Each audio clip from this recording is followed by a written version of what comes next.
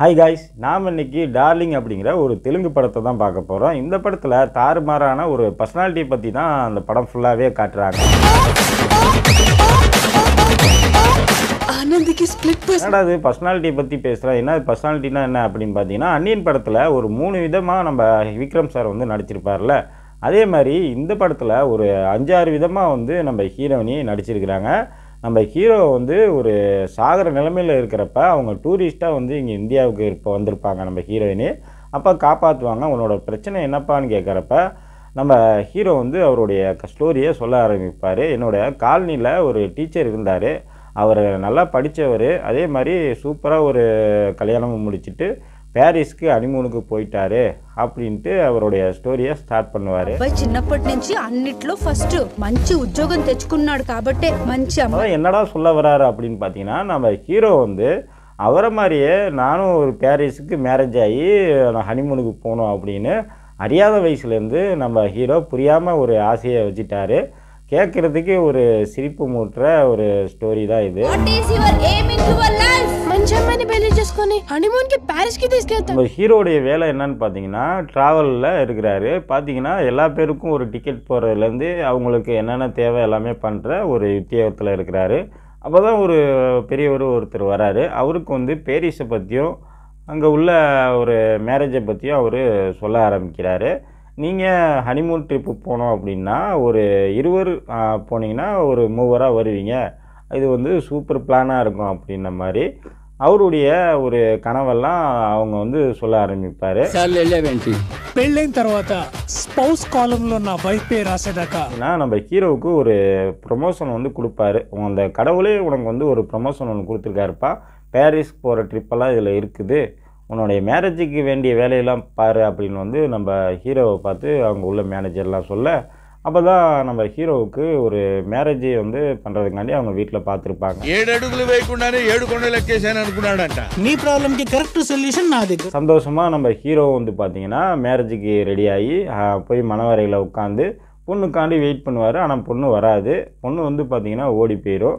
அந்த மன உளைச்சலில் போய் சரக்குலாம் அடிச்சுட்டு அப்புறம் சூசைட் பாட்டுக்கு வந்து சூசைட் பண்ணலான்னு வந்தவரை நம்ம ஹீரோயினை தான் காப்பாற்றிருப்பாங்க.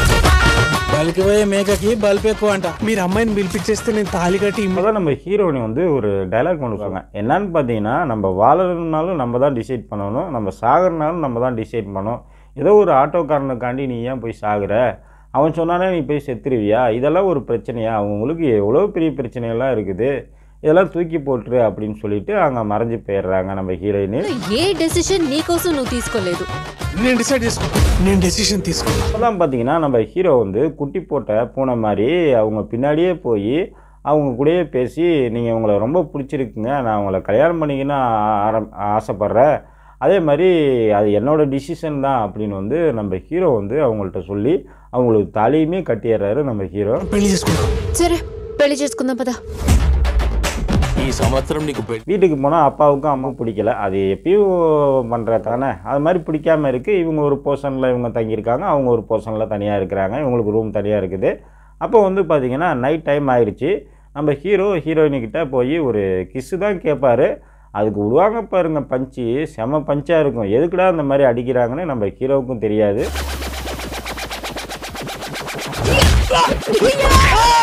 காலையில் விடிஞ்சது நல்லா தான் இருப்பா அப்படின்னு பார்த்தீங்கன்னா அதே மாதிரி சூப்பராக இருப்பாங்க. ஒரு தோசையெல்லாம் வேணுமா, இட்லி வேணுமா, கேட்டிங்களா, சீக்கிரம் ஜாபுக்கு கிளம்புங்க அப்படிங்கிற மாதிரி ஒரு நீட்டான ஒரு பர்சன் தான் இருப்பாங்க. நைட்டு என்ன நடந்ததுன்னே அவங்களுக்கு ஞாபகமே இல்லை பழக்கு. அந்த மாதிரி ஒரு நீட்டான பர்சனை நம்ம ஹீரோ பார்க்குறாரு. இவ என்ன பொண்ணுடாவ, நைட்டானா பாக்ஸிங்காக இருக்கா, பகலானா இப்படி ஜாலியாக இருக்கிறாளே அப்படின்னு சொல்லிட்டு ஹீரோவுக்கு ஒரு குழப்பமாகவே இருக்குது.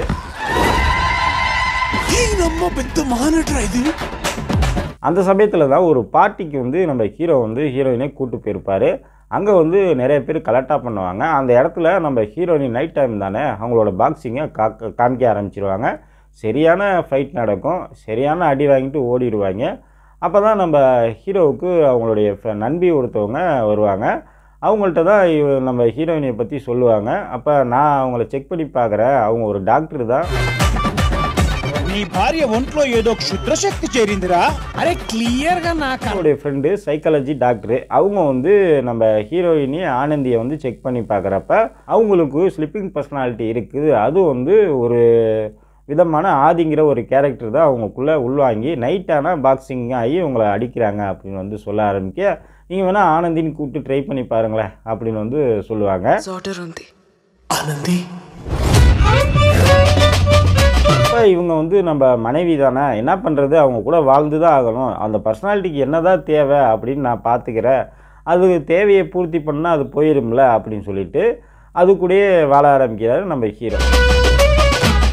నీకేదో స్ప్లిట్ పర్సనాలిటీ ఉందని பார்த்தீங்கன்னா இது ஸ்லிப்பிங் பர்சனாலிட்டி மட்டும் இல்லை, அதுவும் இல்லாமல் அவங்க மல்டிபிள் பர்சனாலிட்டியாக இருக்குப்பா அப்படின்னு நம்ம ஹீரோயினியோட நம்பி ஒருத்தவங்க வந்து சொல்கிறாங்க. மறுபடியும் என்னது மல்டிபிள் பர்சனாலிட்டிங்கிறீங்க அப்படின்னா என்னங்க அப்படின்னு சொல்லிட்டு கேட்குறப்ப, அன்னியன் படத்தில் 3 கேரக்டர் இருக்கும்ல, இது 5 கேரக்டருங்க, இது சாமியார் பேபியாகவும் இன்னும் 2 கேரக்டர் எக்ஸ்ட்ரா வருதுங்க அப்படின்னு சொல்லிட்டு ஒரு 5 கேரக்டரையும் நம்ம ஹீரோ எப்படி தான் சமாளிக்க போகிறாரு அப்படிங்கிறத படத்தை கொண்டு போவாங்க.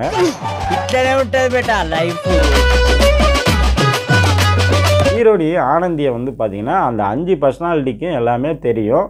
பார்த்தீங்கன்னா ஸ்ரீ பேபி அந்த மாதிரி ஒவ்வொரு நேமில் ஆதி அப்படிங்கிற ஒவ்வொரு நேமில் வந்து ஒரு பர்சனாலிட்டிங்கெலாம் இருக்கும்.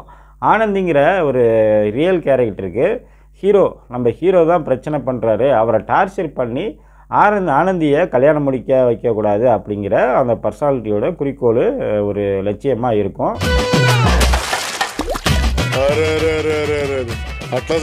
ஒவ்வொரு பர்சனாலிட்டி என்னென்ன சொல்லுது அப்படின்னு சொல்லிட்டு அதை வந்து நம்ம ஒரு ஹை ஹேட்டிவ் அப்படின்னு சொல்ல மாதிரி வைக்கணும். அது இல்லாமல் ஆனந்தி மட்டும்தான் நமக்கு பிடிக்கணும் அப்படின்னா அதுங்களுக்கு தெரிய வைக்கணும் அப்படின்னு சொல்லிட்டு ஒவ்வொரு பர்சனாலிட்டிக்குள்ளேயும் நம்ம ஹீரோ வந்து பேசி அதை புரிய வைக்க ஆரம்பிக்கிறாரு. చాలా ఇష్టం. నువ్వంటే ఇష్టం లేదని చెప్పే. నువ్వంటే ఇష్టం లేదు. இந்த சமயத்தில் தான் நம்ம ஹீரோடைய அம்மா அப்பா இருக்காங்கல்ல, உங்களுக்கு சாரிடா மவனே நீ மன்னிச்சிடறா, உங்களுக்கு நான் மறுபடியும் ஒரு திருமணம் பண்ணி வைக்கிறேன், கல்யாணம் நீ ப்ராப்பராக கட்டு, எல்லாத்தையும் வர வைக்கிற சொந்தக்காரங்களா அப்படின்னு சொல்லிட்டு பேரையும் வர வச்சுட்டு நம்ம ஹீரோவுக்கு ஒரு கல்யாணத்தை வந்து பண்ணுறதுக்காண்டி அங்கே ஒரு ஃபங்க்ஷன் மாதிரி நடத்தணும் அப்படின்ட்டு அவங்கெல்லாம் செலிப்ரேஷன் கொண்டாடுறதுக்கு ஆரம்பிக்கிறாங்க.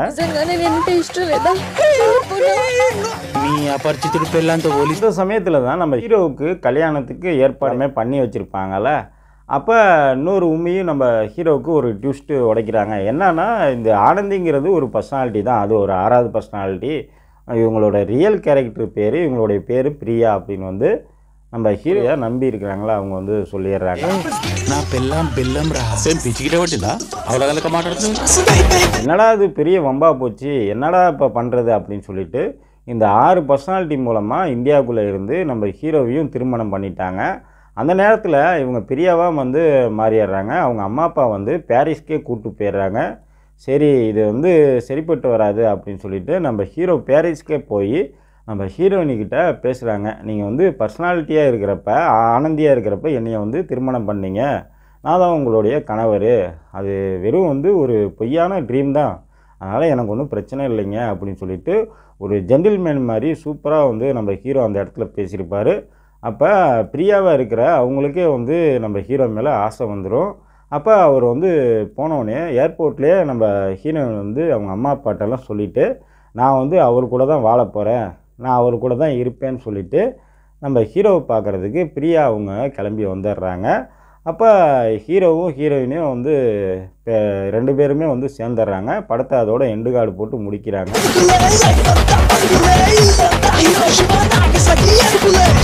இந்த பர்சனாலிட்டியை பற்றி பார்த்தீங்கன்னாவே நமக்கு ஒரு சூப்பராக இருக்கும்.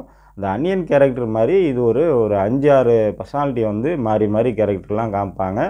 ஓகே, இந்த வீடியோ உங்களுக்கு பிடிச்சிருந்தது அப்படின்னா நம்ம சேனலை லைக் பண்ணுங்கள், ஷேர் பண்ணுங்கள், సబ్స్క్రైబ్ பண்ண மறந்துடாதீங்க. தொடர்ந்து வாட்ச் பண்ணுங்கள் ஃப்ரெண்ட்ஸ். தேங்க்யூ. ముందుకుంటే అపరిచితుడు, ఎనక్కుంటే రెమో, కొప్పు కొట్టుకుంటే రాము, ఇంత